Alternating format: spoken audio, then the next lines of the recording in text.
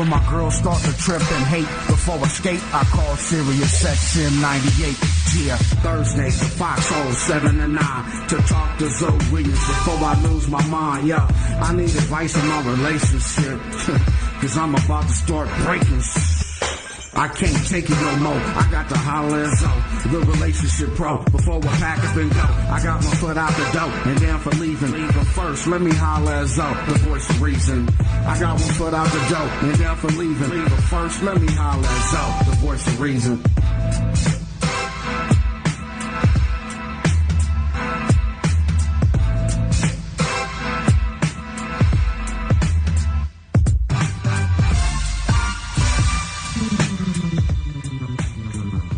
Ladies and gentlemen, the voice of reason is back in the building. Foxxhole Radio, Sirius XM 98, 855-369-9898. That's the number to dial. I'm telling you that first because tonight's topic is crazy.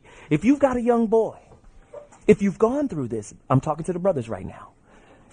If you've gone through some shit, some stuff even, and you want to be able to better prepare your sons, your nieces, your sons, your nephews, young boys that you're raising right now, tonight's topic is just that serious. 855-369-9898, the Foxhole. You better get to your phone lines right now because it's going to be a crazy show. Tonight's topic, the black man's guide for escaping the legal matrix. Yes, let me say it one more again. The black man's guide. We're offering tips. I've got legal analysts.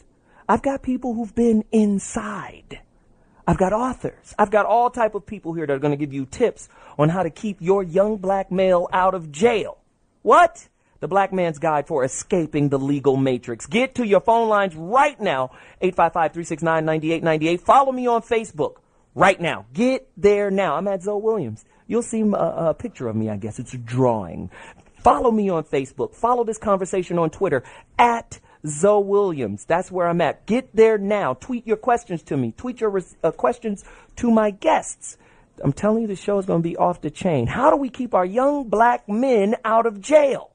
When I come back, I'm going to hit you upside the dome piece with questions. Tonight's topic, one more time, the Black Man's Guide for Escaping the Legal Matrix. 855-369-9898. I'll be back in 2.2. Holla. Ladies and gentlemen, Zometheus Rising, back in the building. Tonight's topic is another heater. The Black Man's Guide for Escaping the Legal Matrix. I just want to know, is our judicial system racist? We do know that there's a gender bias. Anybody on child support should know that. Is there also a racial bias within our judicial system? Let's just look at it. Right? Let's just think about it. I know it's a tough one, but sometimes we got to deal with these things. True or false? Are there more black men in prison today than there were enslaved in 1850? I don't know. Somebody got the numbers. Somebody call me right now at 855-369-9898. Here's another one. You know I got all of these questions. Is there anything? No, I won't ask that. This is a better question. Is being well educated enough to keep a black man from going to jail? That's an interesting question. 855-369-9898. When looking at the high school dropout rates amongst black males in the U.S., is it safe to say that black men are on a collision course headed for higher jail rates? Somebody tell me. I heard somebody say that they actually, determine how many cots they're going to put in a jail in any given prison based off of dropout rates in school. That's what I've heard. I don't know if it's true or not. Somebody call me, 855-369-9898. Do you think, since we have a black president, that he is obligated to address the high numbers of black men currently behind bars, currently serving time? Anybody knows this answer? Somebody call me right now at 855-369-9898. What role do you think race and class play in the mass black male incarceration movement that's happening within the U.S.? And what are the top three? Somebody call me right now. What are the top three most effective ways a black man can avoid jail and the legal matrix? What can we do? I have a 15-year-old boy. in a predominantly white school. He called me today and said he got into an argument with his geometry teacher. I said, boy, hold on, pimp. Hold on. Because I know you got anger issues. If you pop off, now you're being labeled as what? Angry black male. We got to keep a closer eye on him. And everything the black male does, it appears, this is just me, gets, labeled as aggressive or gets aggrandized. He was reaching for his pencil. Right? 855-369-9898. Somebody call me and let me know somebody talk to me about this. I know we're going through it right now. And then if you look at this case that just happened with the young man Banks, if we look at that, the brother was in jail for 10 years. High school football star. He was just cleared of rape 10 years later. Former California high school football star Brian Banks was falsely accused of rape 10 years ago by now a young woman, 15 at the time, named Wanetta Gibson. This accusation and guilty verdict ended Banks' scholarship opportunity at USC and his chance at an NFL career. Had him serve 5 years in prison and branded him a sex offender. Basically, for all intents and purposes, his life is over on an accusation. If he was white, would he be suffering from the same? I mean, look at how they treated Zimmerman. Come on. We had to pull teeth to get Zimmerman sent to jail.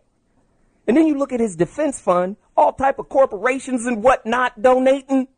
Would they do the same for OJ? OJ was guilty right off. He did it.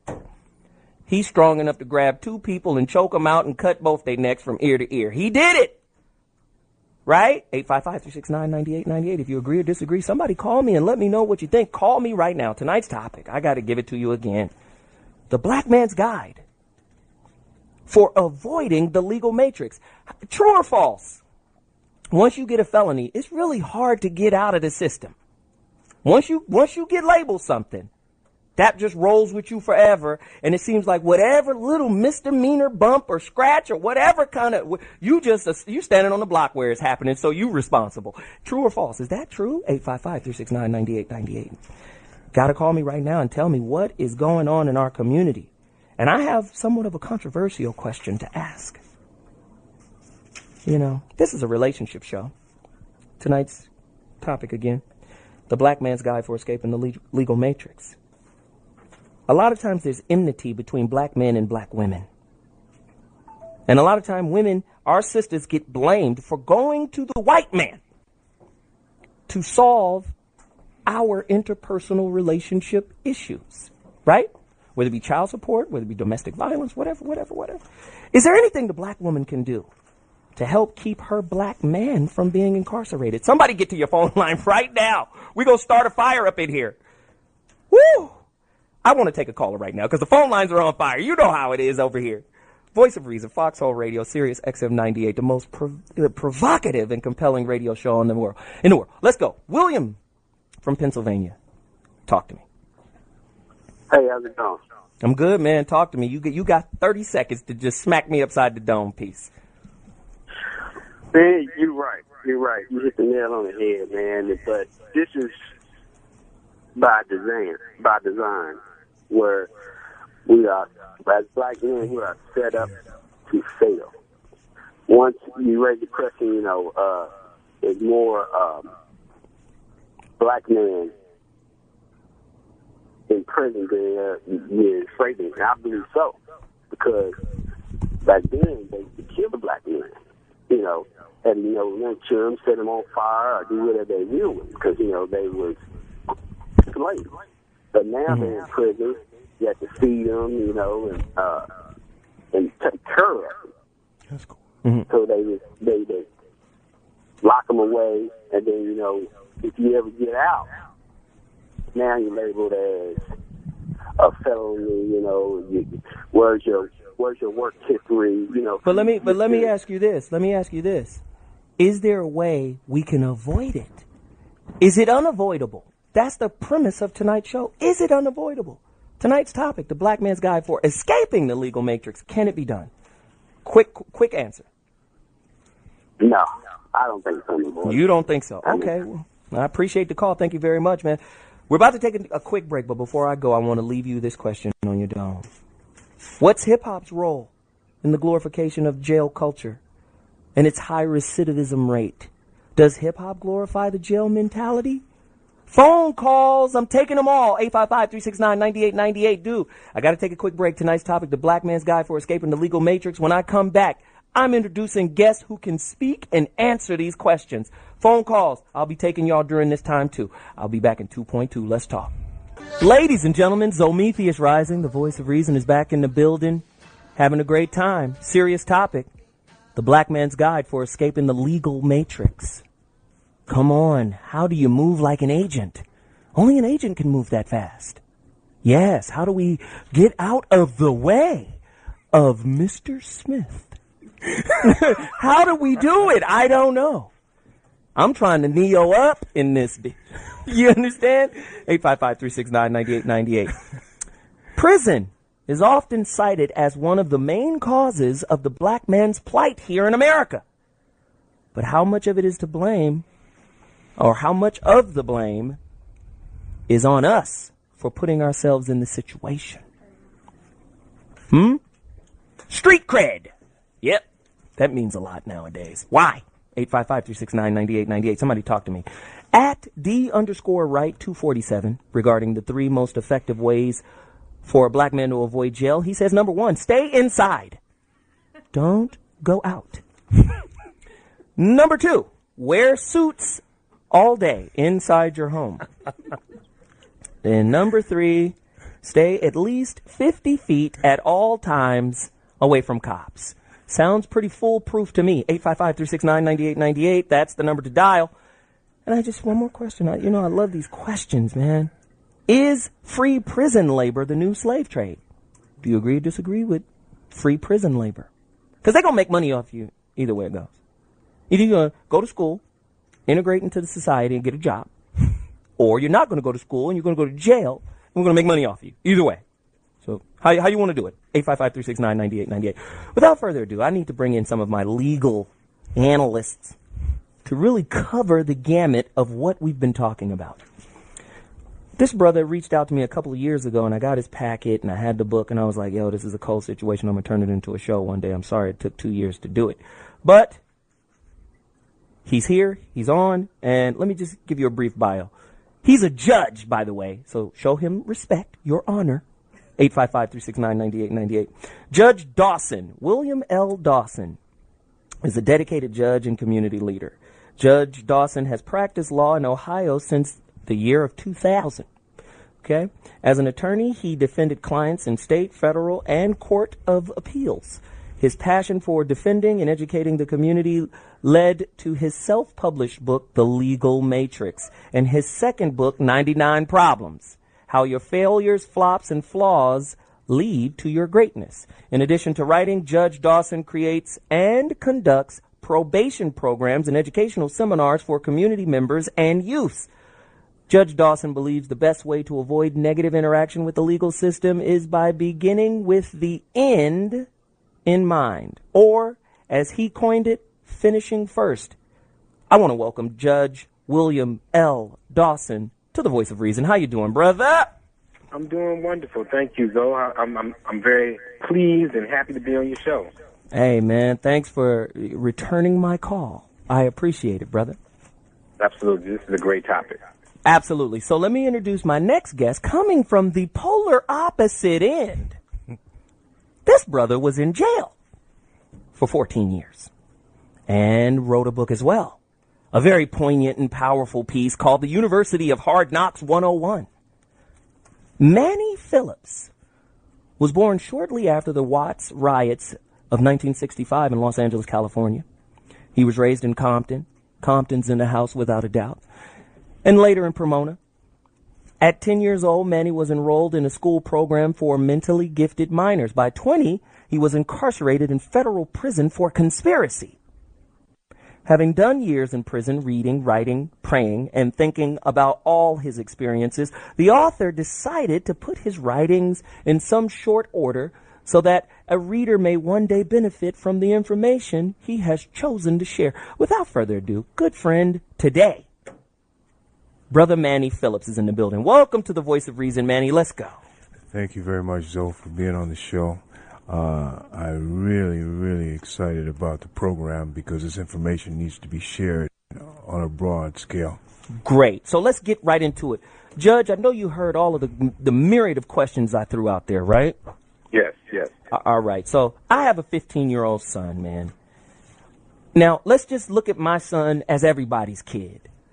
He's a young black male. He's talented, varsity kid, ninth grade on varsity basketball. White girls hollering at him at his all-white school.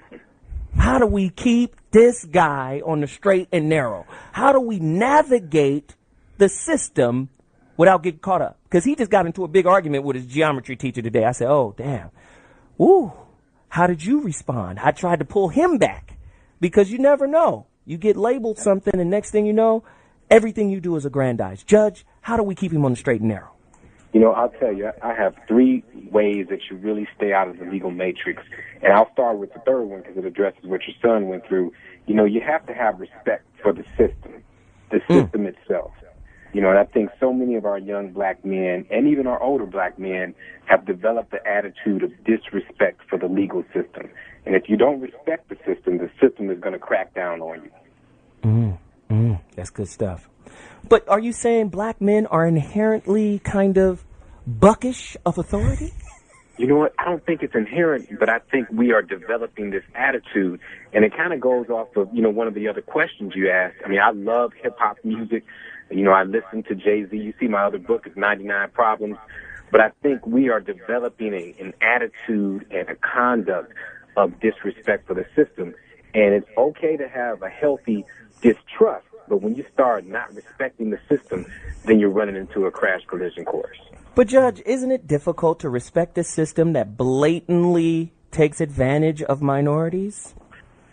Well, you know, I look at it like this, though. You really have no choice in America but to respect the system that's in place. But the only way to change it is to respect it enough to get involved.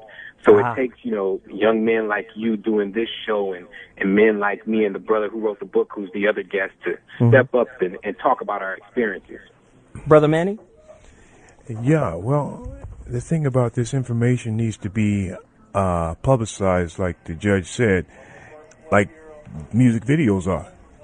You know, we got music videos that are prevalent every time you turn the channel on. You know, this music video, it's that music video. Turn the radio on, it's that song, it's this song, influencing the youth to do what they need to do in order to get paid and to be able to make it rain. Right. So we need to show them the consequences of these actions. But, Judge, don't you feel like America is becoming, and Manny, maybe you think about this too, a prison colony? With just 5% of the world's population, America has over 25% of the world's prisoners. And America and the private prison profiteers are making big dollars off of this. So talk to me about that. I mean, we could say we could navigate this situation, but if there is a paradigm that's in place to snare people, how do you get around that, Judge? Well, I will agree with you. There is a prison system in place. I mean, you know, when I talk about the legal matrix, I basically say the system is designed to trap you if you don't know how to avoid the traps. So I will agree that, you know, we have this system in place, but you have to be smart. And knowing, you know, as African-American men, we know that, you know, you start with a little bit further behind the starting line. And with that being the case, we have to take the proper precautions to be extra careful. It's a burden, but we have to be extra careful to avoid getting caught in the legal system. Wow. Manny? I agree with you, Judge. I think basically we're born with the bullseye on our backs. Let's not get it twisted. The bullseye is definitely on our backs, but we can, like you say, camouflage some of that, but with good behavior and having a respect for the legal system and just our community at large. Well, think about it in terms of this. I would say the prison industry is much bigger now than it was in, say, the 60s. Would you agree, Judge? Yes, I would agree. All right, the privatized systems and all, prisons and all of that. It's much bigger. It's a bigger industry, right? Yes. I think because that's there, it might serve as a deterrent for black men, because this is speaking to your point about respecting authority. I think because this industry is so big and now there's so many things to look out for in order to not go to prison as a black man. I mean, you got driving while black, you got racial profiling, you got all kind of things happening to black men, and people don't understand what it really means to be a black man and how to deal with it. I think it's a deterrent for creating those rebellious souls like Malcolm X or Muhammad Ali. Think about what Muhammad Ali did in the 60s. I didn't do nothing to the Viet Cong. The Asians ain't got nothing to do with me. We peoples. I'm not doing that. And I think a defiance, right, to certain injustices that are inherent within our system is needed. I'm not talking about just defying authority just because you don't want to be told what to do. But I'm saying when there are blatant injustices, who's going to stand up when you have this tremendous industry staring you down the face and say, if you cross the street the wrong way, you're going to jail, especially if you're brown? 855-369-9898. Somebody call me right now. I need help. I need help. We got to take a quick break. I'm being told my producer is pulling me back. She's pulling me back. Judge William L. Dawson is on the phone with us right now. I'm so excited about this. He's the author of The Legal Matrix, How the System is Controlling Your Life. We're going to go deeper into it, and when I come back, I need the callers to tell me what are the 3 things we need to do to stay out of jail. Judge is going to help me, and of course, my good friend Manny is going to help me. Manny Phillips, author of Hard Knocks 101. We'll be back in 2.2. Listen to this record, and I'll be back, and let's get into it. Ladies and gentlemen, does a privatized prison oligarchy prevent us from standing up and fighting for our rights? I mean, even Eric Holder just came out today. You guys know who Eric Holder is, right? I shouldn't have to tell you, and I won't. But he just came out and said the civil rights, the Civil Rights Act that allows black people to vote is in serious danger of being repealed. If our ability to vote is being repealed, what makes you think the criminal justice system is fair to us? Think about it. You spent 246 years in slavery, chattel. Then, that's 1865 to 1964, 65, when the, voting rights came into play, right? From 1865 to 1964, what do we have? Nothing. They didn't have no real plan. They free. Yeah, what we gonna do with them? I don't know. Right? And then all of a sudden, 1965, we get some voting rights. So think about it. Rights are new. They're like a pair of new shoes for black people. We ain't even got scuffs in these shoes yet, and they trying to take them back. You dirtied up the shoestrings. Give them back to us. Tonight's topic, the black man's guide for escaping the legal matrix. Right? Who gets it the most? Who gets it the worst in this society? Black men or black women? How do they deal with us? How can they relate to us when every time we step outside the door, we're a suspect? There he is. He's got Arizona and some Skittles and a hoodie. That's him. Right? 855-369-9898. What about the other kid in Atlanta? That reminds me of the kid Banks who lost 10 years of his life. There's a kid in Atlanta, star football player, was hooked up with a little white girl. Oh, statutory rape. See you later, buddy. No more running through the holes for you. 855-369-9898. Follow me on Twitter at ZoWilliams. I got a good friend online right now. He's a judge. When he first reached out to me, he was a lawyer putting it in, trying to help these young guys. And now he's a judge, and he's dedicated, right? He's a community leader, and you need to know who he is. You need to go get his book, right? The Legal Matrix, how the system is controlling your life, right? And I need you guys to tell me, what are the 3 things that we can do to stay out of trouble? Tweet me that if you have answers for that. What are the 3 things we can do to get out of this situation? We have another guest here, Manny Phillips, author, Hard Knocks 101, the University of Hard Knocks. This brother spent 14 years in prison for conspiracy. Brother Manny, tell me a little bit about conspiracy. And tell me a little bit about, what is that word we talked about earlier? Restitution. Restitution. Conspiracy is a very powerful word, especially in the federal judicial system. It only takes 2 or more people to be involved in a conspiracy. Mm-hmm. And a co-conspirator can be charged for the overt acts of his co-conspirator, whether it was an agreement or whether it wasn't an agreement. Mm-hmm. You know, but a conspiracy is comprised of an agreement between 2 people to do an illegal act. And it doesn't take much. You know, you sell a guy a joint, 2 years later he gets cracked. Next thing you know, you're up on an indictment. Mm-hmm. He said, all I did was sell him a joint. Well, it says you sold him a joint 3 times a week over a period of 3 years. And it comes up to be about 15 pounds of marijuana. Mm. So we're going to look at the federal guidelines and see what that is, the punishment for that is. Wow. Yeah, so it's easy.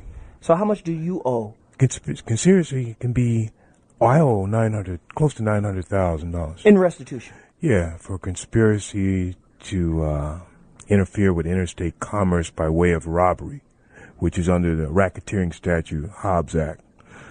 It was basically designed for the, organized crime figures who were hijacking trains and, diesel trucks back in the 40s and 50s. Yep. Judge, can you expound on what the brother is talking about legally, from a legal perspective?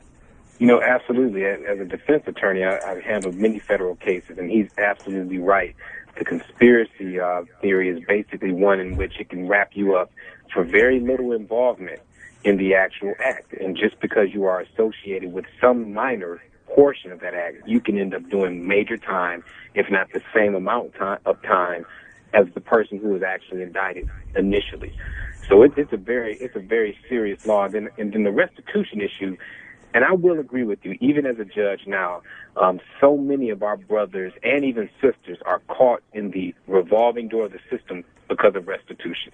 These large amounts of money and fines that you owe when you get out, and it's just a burden on your back. So I can definitely relate to what he's saying. Wow. And listen, you're a judge now. What is that thing you sit on? What is it called? The bench. The bench is a Latin word which means bank. Is that not true? It means bank. Well, there is a financial end to it. Absolutely. Exactly, pimp. Let's get down to the pimp. Come on now.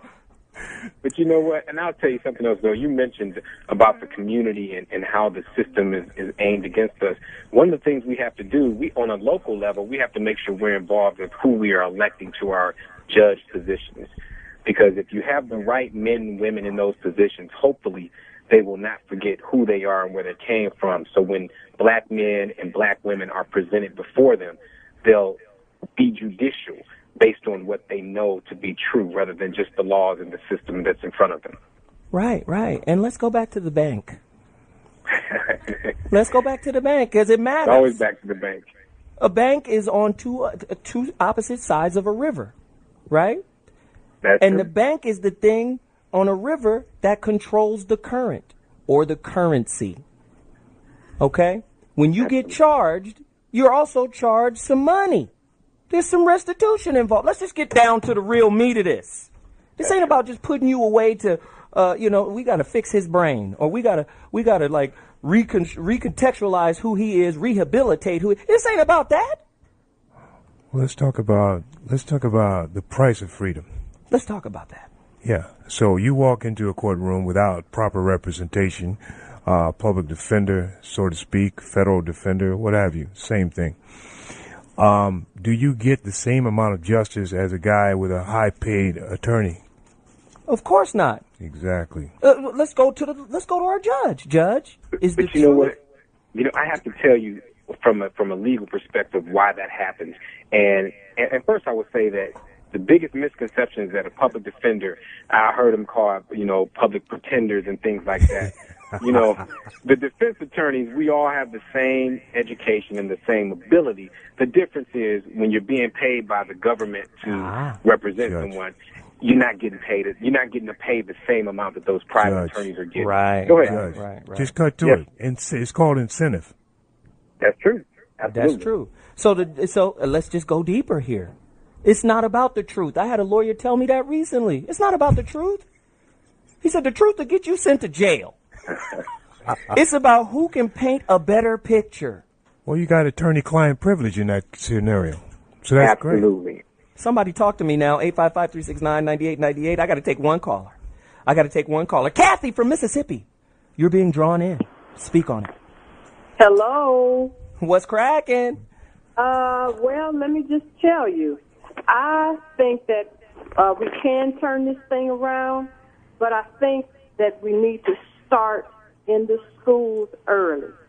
I have a 7-year-old grandson with a physical disability in the Dallas Independent School District, and we're going through due process. We need a civil rights attorney to try to weed through everything, and they have violated HIPAA and just all sorts of things. So I submit to you guys that let's not wait until the young black men reach a certain age. Let's try to follow them as soon as they enter the school system. I submit that academic racial profiling begins as soon as they enter. Yes, go deeper.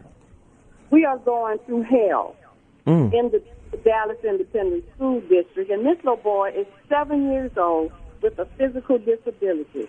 So I think that if we start early, we educate the parents as soon as our boys enter the academic realm, and we follow them and be strong and know the laws and know the rights and stand up to the system, then our young black men stand a chance of turning this whole thing around. Okay, thank you. I appreciate the call. Listen, I got to take a quick break, but this is what I need to do.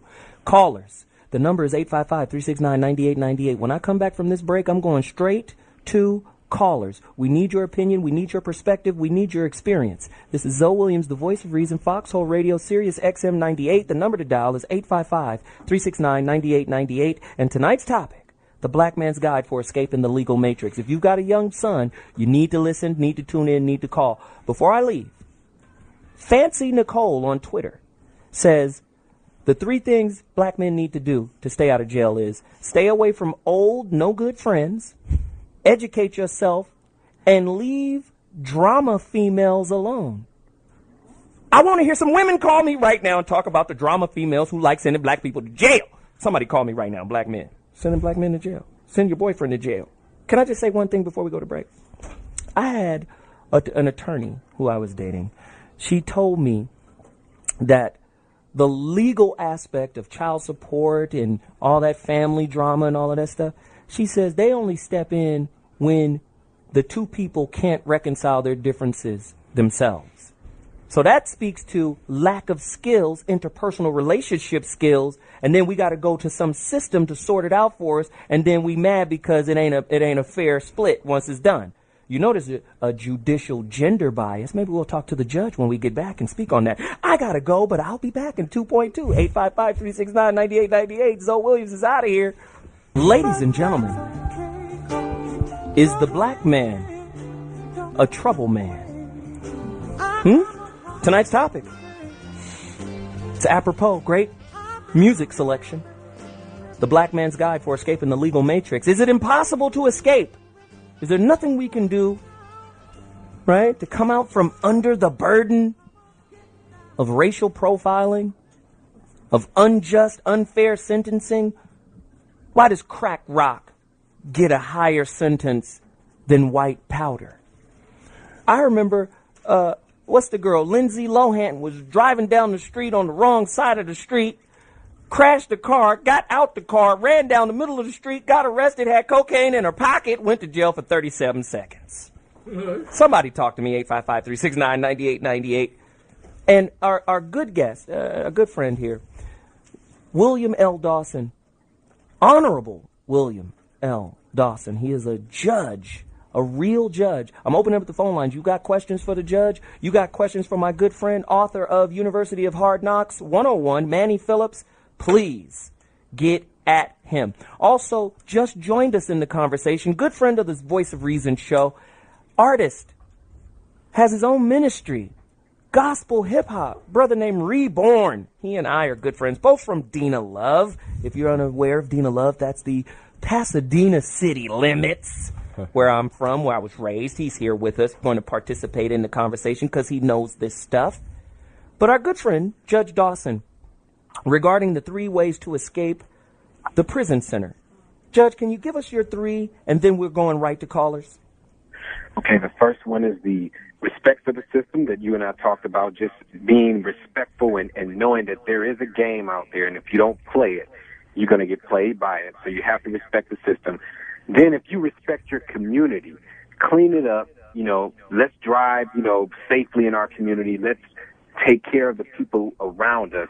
Then you'll avoid the legal system because we won't be a nuisance to ourselves. And then most importantly, if we respect ourselves, if we know what we want, if we're living with a purpose, then we'll do the right things to make sure that we're avoiding the traps of the legal system. Got it. Okay, we're opening up the phone lines. Let's get busy. Brian, Brooklyn, talk. Oh, well, what's up? Man, I was saying for a long way. I mean, this topic that you're talking about is an excellent topic, and just been waiting for this conversation to come up. I'm going to speak to you. I'm speaking to you as a professional from both ends. I was going to say, correctional officer for 25 years. I left there because decided to pick up a second career because I figured I read an article about the lack of black male teachers in the school system, and I decided that I want to get into just to help. We'll see what I could be able to do, what I would be able to bring to that spectrum. And like the callers called up, and like the judge and attorneys brought up there, man, it starts with respect from the home, man. I mean, I'm working right now. I'm substitute teaching in the school system right now. The kids, the parents have to get involved with these kids. The level of disrespect that these children have for the teachers, for the law, it's ridiculous. Some days I feel like I'm still working in the prison system with these kids. Wow. I mean, the level of disrespect, it's crazy. And then, you call parents, and the parents want to come to the school, and they want to attack the teachers. Right. That's a good point, man.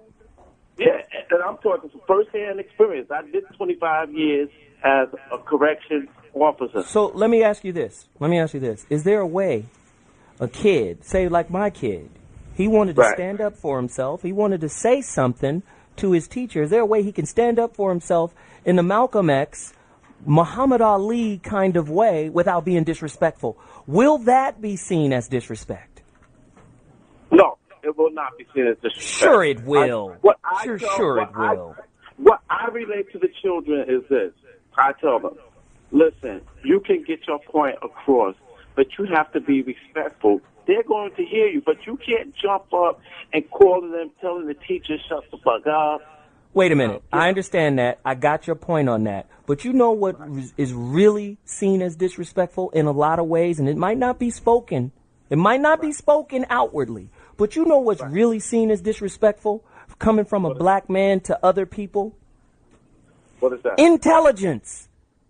That's why they ragged on Obama. Oh, he's too smart. He's speaking over the middle, the red states. He's speaking over their heads, and he's condescending, and he's arrogant. That's disrespect, is it not? Come on, Judge, talk to me right now. Thank you for the call, brother. You know what?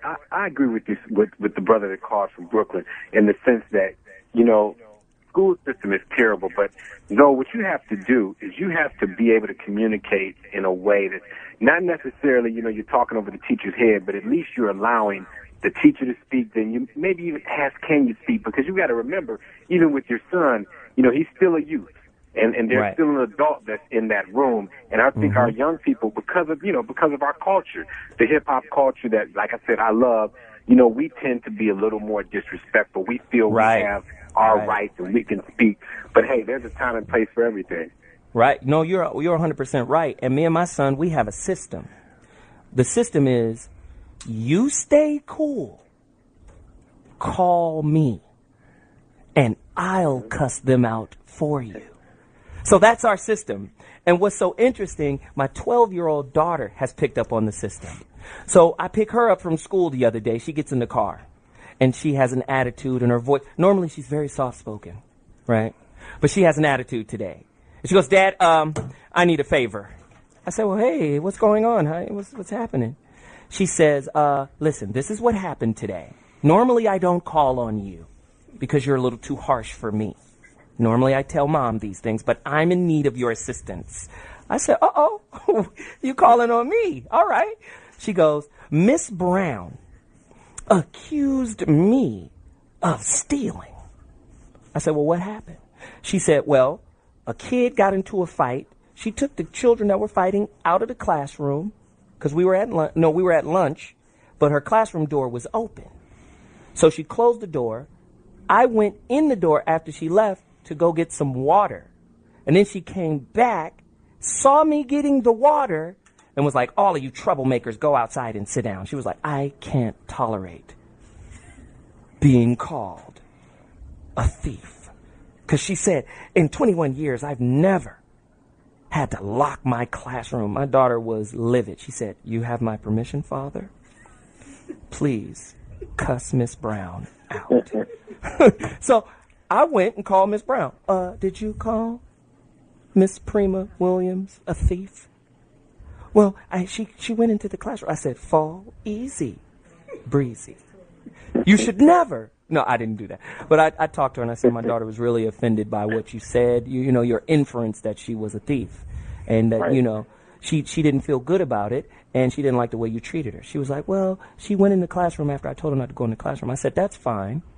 And you're right for punishing her for going in the classroom after you said not to go in the classroom. But to call her a thief, I think it's verbally abusive.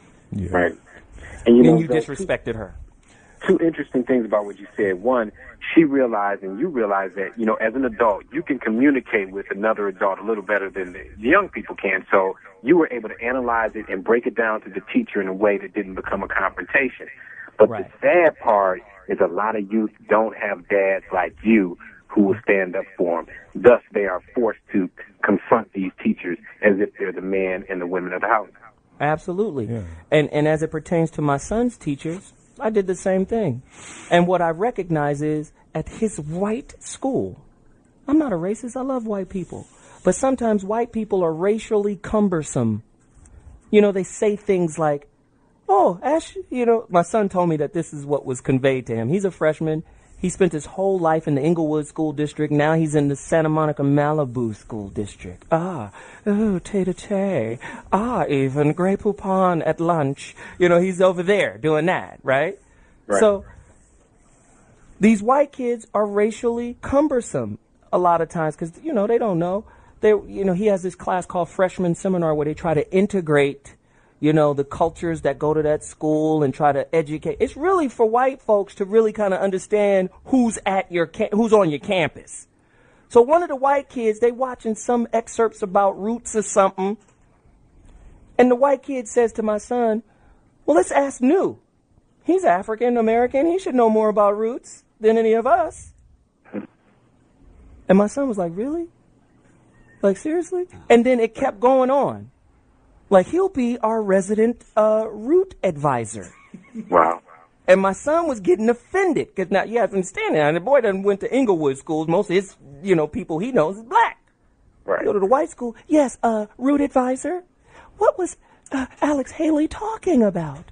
What is a Chicken George? You should know. What? Come on now, we got to be more racially sensitive, dude. That's how we learn. Listen, I got to take another quick break. I know these breaks are getting on your nerves. They're getting on my nerves too, Jesus.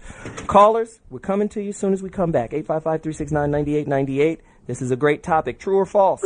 There are currently 395,443 more black men in college than there are in prison. When we come back, we're going to deal with it. 855-369-9898. Let's talk. I'll see you in a second. This is what I believe in. We have to have some level of rebelliousness. I believe it. I'm with my judge friend. I respect him honestly. My guest, Judge William L. Dawson, author of The Legal Matrix, How the System is Controlling Your Life. I believe him. But I also believe it's very hard to respect a system that disrespects you. And there are too many examples of this system in particular, and I know the system is flawed, and I know every system that man touches is flawed, whether it's the religious institution, the political institution, the legal institution. I know every institution we have is flawed. I agree with the judge. You got to respect the system, but more so you need to respect yourself. You need to respect your parents. You need to respect the people that support you, the ones that are going to send you the packages when you go to jail, the ones that are going to come visit you when you go to jail. Well, let's not go to jail, Manny. Well, I'm just saying, you got to respect the people before, so that way you don't go to jail. That's true. I have to. If you respect, you look at your mother and you say, I'm going to miss her if I go do 10 or 15. Ooh. And guess what? She might not even be alive when you come home. Right. These are hard facts that a lot of these cats are not looking at. Mm-hmm. Yeah. They're thinking about, well, I'm going to make this money. I'm going to be the man. I'm going to go get me a Benz. I'm going to put it on 26. I'm going to put it on feet. I'm going to make it rain. And, they're going to have to bow down. Reborn? Well, first of all, I think knowledge is power. Mm-hmm. I think there's a high level of ignorance in the inner city, especially with our young black men. How can you escape something and you don't know how to escape it? You don't even know it's a prison for that matter. Absolutely. My brother Manny Phillips said something about a conspiracy earlier, and he gave a very a very intent, a full description of what conspiracy was. And I would say that most gang members, most young black brothers wouldn't have an idea of conspiracy or what it really entails. So I think it's a lack of knowledge. I mean, from a spiritual perspective, where I prescribe to first, in the word God says to obey the laws of the land, and he says this for a particular reason, so that the beastly power won't have any power over you to do what it is that they want to do with you. But Reborn, you do know Jesus overturned tables. He did. Jesus mashed on the system too. Like, hold on, this is unjust. Well, we have to have enmity. I agree with what you're saying. We have to have a friction between what is right and what is wrong. Right. I keep hearing the name Malcolm X on this program. Manny Phillips says something about the price of freedom. Malcolm X said the price of freedom is death. And I think what Malcolm X was trying to say is that you're going to have to stand for your beliefs, even against the powers that be, even if that means death. Right. That's good stuff. I love it. This is why we're doing this topic. We need kids out there to understand, because this is what this is about. See, we come from two different walks of life, but we can agree to disagree. Right. And that's what the whole thing is. You got Malcolm X and you got Martin Luther King with two very different methods to achieving the same goal. We have to remember both of those brothers were in defiance of the legal system. Judge William, talk to me. One of the things I find interesting, and you're right, there has to be a healthy ability to stand up to the system. But you know what? Most people don't even want to get in the game. It's almost like complaining about the NBA finals, and you don't want to trial for the team. Right. You have to make sure you are still in the game to change it. Brothers like you who are using this venue to make change, brothers like, Manny who's writing books and things like that. You have to at least get in the game to change it, because otherwise you're just going to complain, rebel, and get caught by the system. Well, Judge, what about assimilation? Sometimes it's hard to get in the game without being assimilated. Take, for instance, just hold on, let me make my point and then it's you. Take, for instance, lawyers. Sometimes you'll pay a lawyer to protect you or to speak for you or to represent you. But ultimately, a lawyer is what? A servant of the court.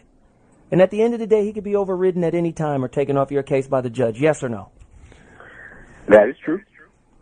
So at the end of the day, if we have no recourse and the system in and of itself is biased against us, where do we turn? We have to make sure we stay engaged. You still have to stay engaged. Because though, you know, I mean, we've gone the route of rebelling against the system, and you got to keep in mind in this America that we live in, the system, unfortunately, if it wants to, it can crush you. Just like Manny was pointing out. That's a good point. That's what I wanted you to touch on, Judge. I love it. Go deeper. It's the truth. Look at the federal laws. Like we talked about the sentencing guidelines. I mean, they're totally unfair. Let's just keep it real. But that's an example of when the system wants to put its foot down, it will. So we got to figure out how do we get in this game and change it from the inside. Right, because originally, defiance was inbuilt in the Constitution, was it not? Hey, if you don't agree with the government and how it's treating you and the way it's running and facilitating and administrating stuff, you can set up your own militia. Yes or no? Is that not in the Constitution? Somebody talk to me right now. Well. Did the Constitution change? Yeah, do not try that at home. Exactly. Well, I hear what the judge says about doing it from the inside out. But I think, first of all, you have to do it from the outside, looking in. If we didn't have Martin Luther King hitting those streets during the civil rights movement, we probably wouldn't have civil rights today.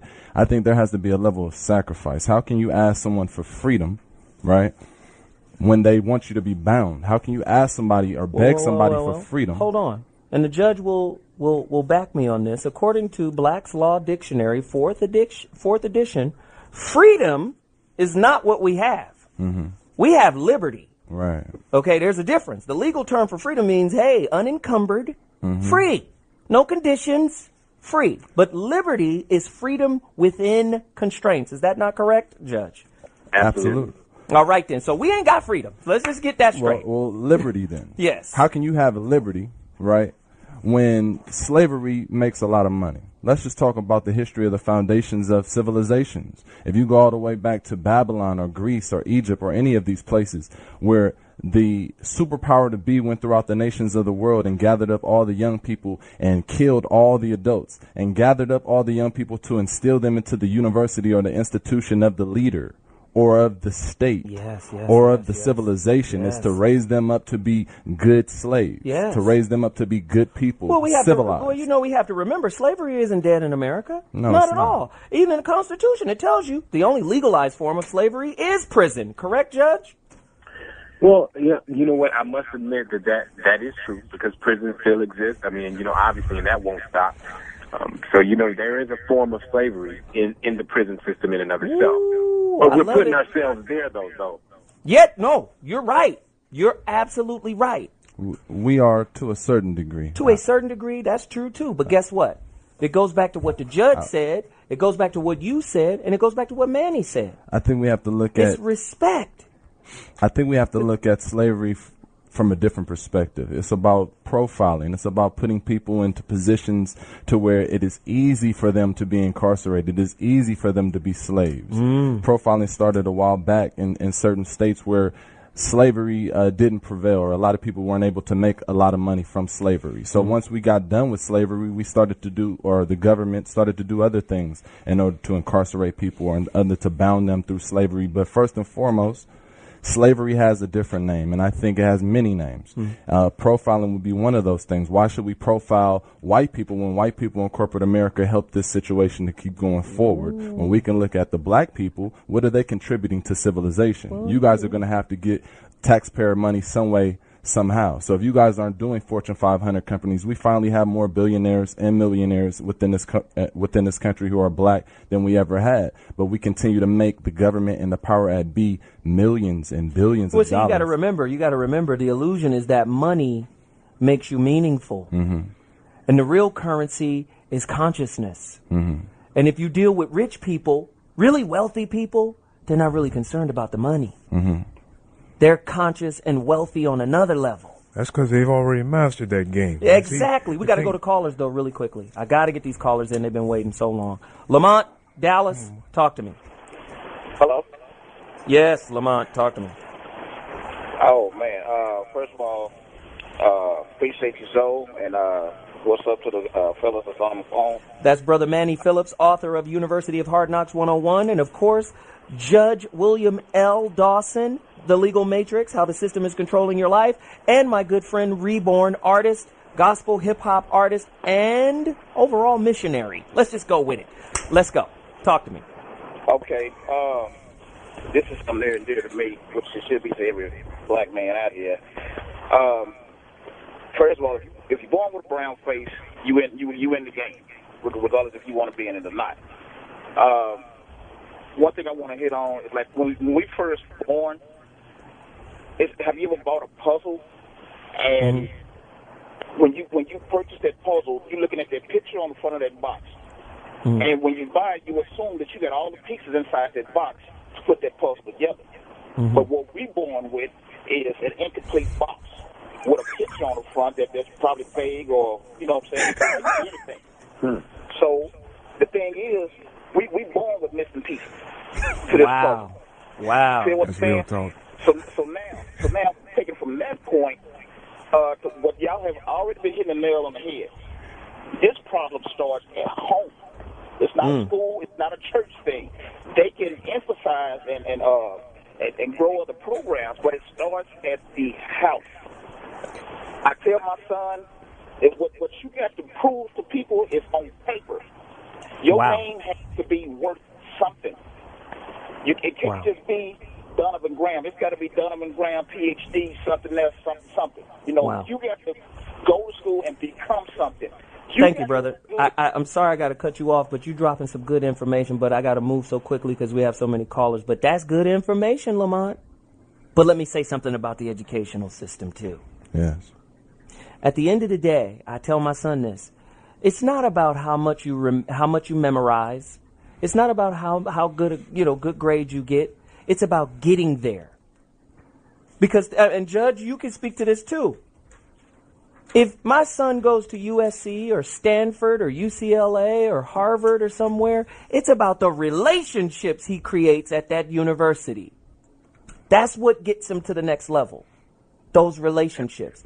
If he's at Stanford and his roommate one day becomes a goddamn Supreme Court justice, he's in the game because of that relationship. My uncle told me this. He was like, it ain't about getting good grades, because Robert Kiyosaki was right when he said it's the C students that become the CEOs and the A students work for them. Yeah. You have to remember the education system is about integrating you into an economy. It's not about teaching you about you. It's not teaching you how to develop you. If you look at the people that are running the world, it's typically college dropouts. Bill Gates, Mark Zuckerberg, the guy that owns Virgin. These guys are outside of the box thinkers. Education institutionalizes the mind just like prison does, because it teaches you to think through a paradigm. Right. And it's the people that's thinking outside the box that are changing the world and hiring those students that come out of those universities. That's good game. Come on now. Well, let me voice a question for you. We're talking about the black men escaping the legal matrix. These relationships that you're talking about, is it safe to say that sometimes when the black man goes through the educational process or the higher learning process, that these relationships that he has gained to get a higher status within the world, he may fall in the same paradox to where he may not do anything about this legal matrix? And that brings me back to Obama. How was it that he was able to navigate such a flawlessly clear pathway? Hawaii. Somebody call me 855-369-9898. Man, this is off the chain. Can I take one more caller, please? Straight in the gut. Hawaii. Okay, we got to take a quick break. Oh, this show is off the chain. But before we leave, I was passed a note that said education was developed for 3 particular reasons: to civilize, to cause people to speak English, and to make Christians. Somebody call me at 855-369-9898. Boy, this show is off the chart right now. The Black Man's Guide for Escaping the Legal Matrix, man. We out of here. I'll be back at 2.2. Callers, I'm coming back. Ladies and gentlemen, the voice of reason, Zomethius Rising. Foxxhole Radio, Sirius XM 98. Woo! This is what I'm going to do, callers. 30 seconds or less to state your point. I'm going to roll through a bunch of you right now, so be ready. Don't let your gun jam on you. Shoot it when I come to you, all right? Tonight's topic, just in case you just tuned in, the Black Man's Guide for Escaping the Legal Matrix. What 3 ways should young black boys be educated on right now on how to escape it? Somebody call me right now, 855-369-9898. Mike, Michigan, shoot. be educated on is the rules of the game. In order for you to even be successful at a game, you need to know the rules. Most of them don't know the rules, and by them not having anything to do with coming up with the rules, how can you be successful at my game that I made the rules for? And the game doesn't even, and you're saying the game don't even come with rules in the box. That's right. You're going to be in the game. You're in the game. But the thing you're in the game regardless. You're in the game regardless, but you need to know the rules in order to be successful. Hey, Amen. I appreciate it, Mike. Thanks for the call. We got to move. JT, Connecticut, 30 seconds. Blast on them. Yo, the first thing we got to do is realize that when it comes to the judicial system, we're not equal as black men. We're not equal. And I hear the judge speaking, and I wish, I know he can't come out and sit with. They didn't cut you off. Judge, did you have your people get at him? I didn't do that one.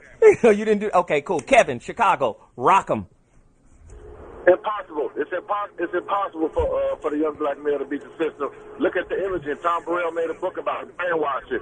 Everything that everybody sees all over across the world is a bad image of the black man. You got generations of the father not being inside the home. You got the mothers that's been raising black boys, and the mothers are acting like men. The boys don't know how to behave. They don't know how to act. They don't know how to do anything. It's because of the trick that's been laid down for generations. It's impossible for them to beat it. The only thing you got to do is you got to be lucky. That's all you got to do. You got to be lucky. Other than that, you're not going to be. All right, thanks for the call, Kev. Let's keep it rolling. Mike, Oklahoma, 30 seconds or less. Blast off. I think a lot of it comes from mentorship. Strong family, strong bonds. Put it together with high education, man. Anybody can overcome anything. That's good stuff. Yes, sir. Appreciate it. Thanks, Mike. William, Texas. Hey, how you doing, Zoe? I've been in jail. I know what it's like. I own my own business. Like the gentleman said before, you got to know the rules. Once when you understand the rules of the game and you get educated on the rules of the game, you know how to undo it. You got a gentleman there that he was in jail and also wrote a book. You got a judge there that's never been in jail and wrote a book. So just on those two sides of the application, you know that there's rules to the game. You just got to know the rules in order to not to get in. And everybody's saying the same thing, man. William, I appreciate the call. Everybody's saying the same thing. You got to know the rules, but we just broke it down that the rules don't come in the box. You're not born with the rules. While people of color make up about 30% of the United States population, they account for 60% of those imprisoned. According to the Bureau of Justice Statistics, 1 in 3 black men can expect to go to prison in their lifetime. Students of color face harsher punishments in school than their white peers, leading to a higher number of youth of color being incarcerated. What are we doing right now? According to recent data by the Department of Education, African American students are arrested far more often than their white classmates. The stats don't lie. Let's get a couple more callers in, and then we're going to our guests. JT, Connecticut, you want to finish? I thought he was gone. Like I was saying before. Come on, JT. Hello? Yeah, we're here, man. Okay, I understand where the judge coming from. I respect the fact that he wrote his book. I actually read the book. What I'm saying to y'all is, we're not equal coming into this from the beginning.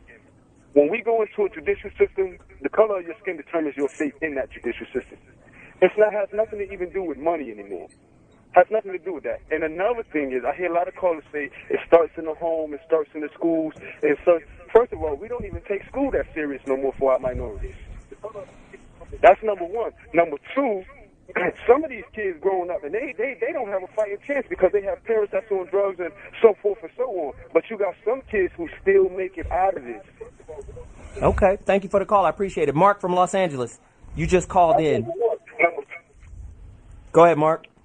I think you just got to be connected. You know the right people. It don't matter what the rules are because they the ones that make the rules. You follow them, they'll bring you along. Okay, appreciate it. Judge, is that true? If I know you, I'm good, right? No, and you know what? It's really being strategic because you can make the connections that you want to make. We just have to seek them out. I'm just saying, are you telling me that, and I'm not asking you to out anybody, but are you telling me that you don't know any judges that don't do favors for people like their family members or their friends or people in high places? Come on now. There's some flexibility in the matrix. You know, I believe that happens every day, all day, though. But I tell you, though, even on a more basic level, we have to start reaching out to those who we want to help us out. For instance, when I reached out to you, you know what I mean? It's just really as simple as taking action. Because you're right. When you know somebody, you may get a break. There's no doubt about it. I appreciate that, man. Ben from Chicago, holla, 30 seconds or less. Yeah, I think we need to educate, you know, brothers like me and yourself on how to show people, you know, how not to perpetuate the negative things in our society, like show our sons, you know, the good things and positive things instead of, you know, letting, you know, bad videos or bad images or bad media reach them. I think that distracts them and, you know, puts them at a disadvantage when, you know, I believe other cultures don't have to deal with as much riffraff as we do, you know. Right. Hey, man, I appreciate the call. Let me just do this really quickly. I got my guest on right now, Judge William L. Dawson, author of The Legal Matrix, How the System is Controlling Your Life, and, of course, Manny Phillips. He's also an author, University of Hard Knocks 101, and, of course, Reborn. And there are a lot of questions out there, and I want us to get to some of that right now. But let's go back to respect as the basis of the black community. Because I believe the system is in place to take advantage of the weaknesses inherent in our human behavior. Right? We don't respect each other as a community. Yes or no? Absolutely. We don't. Absolutely. No, respect is not our religion.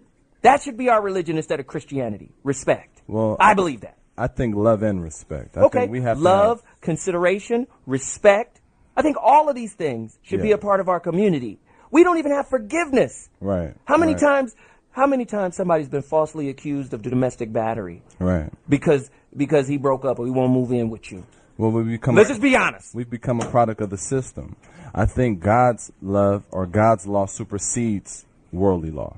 And once we begin to understand what God's laws are, having to do with love and respect, then we will not put ourselves in the same positions that we have put ourselves in to be incarcerated. There is a level of things that have to do with money, but there's something that supersedes money, and that's power. Somewhere on the pyramid, somebody wants money. On top of that, somebody wants power, and power supersedes money because the power puts the logos, cuts down the trees, and creates the money. So what we have to understand is, yes, we do need to learn the level of the game. We do need to understand the game and how we can play the game. But the problem is, once some of our brothers learn the game, we have a black man sitting at the presidency right now. Obviously, he knows the game. But once we get to a top of the game or learning the game, what are we going to do about it? Are we going to come back to the communities? Are we going to build up our communities like Malcolm X have and the brothers that have died and shed blood and martyrdom so that black people can be sitting in the White House right now? Are you going to stay out there and live an Uncle Tom lifestyle? You're going to come back to the highways and the byways and start to fight with us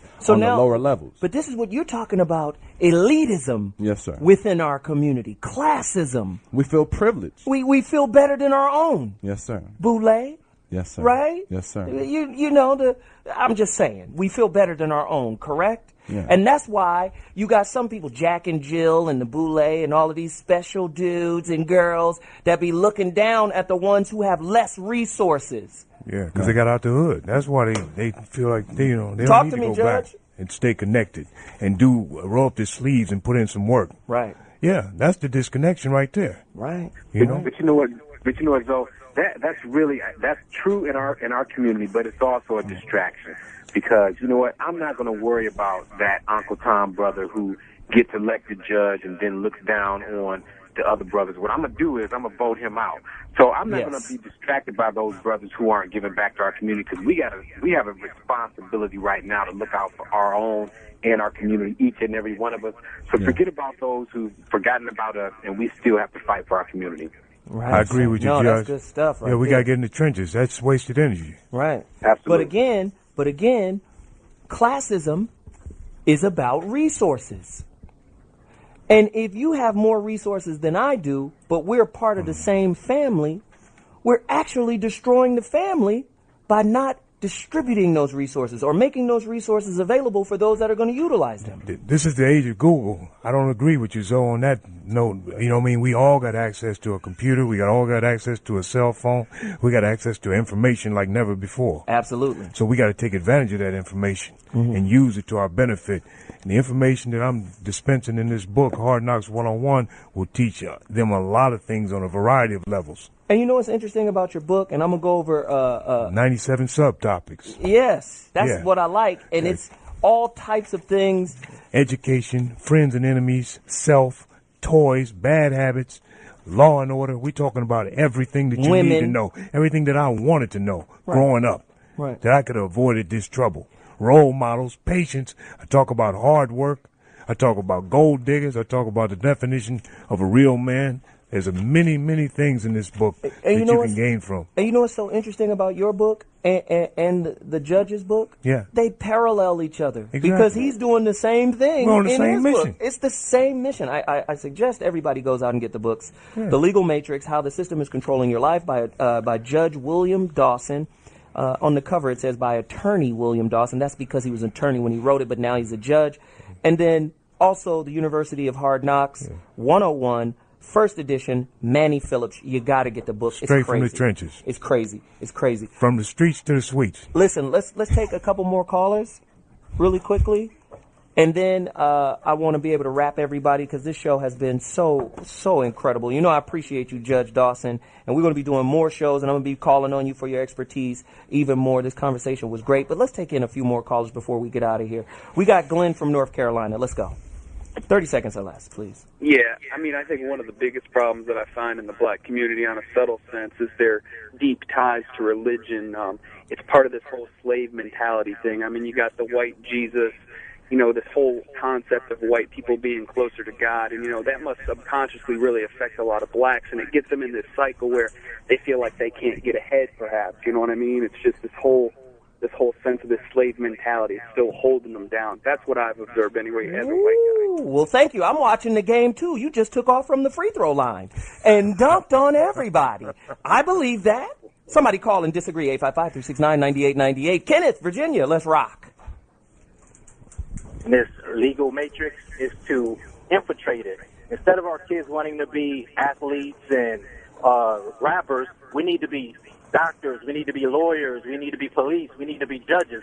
Because like football, you got to have blockers, right? You may not necessarily have to know all the rules, but when someone white goes into a court and the judge is white and the lawyer's white and the jury's white, guess what? They got blockers. They're going to watch out for their own kind. So if we infiltrate that system, we can become blockers. That's how you make it through. Let me go back to the judge. That was a great point. Judge, can we infiltrate the system without being integrated in the system and losing our identity?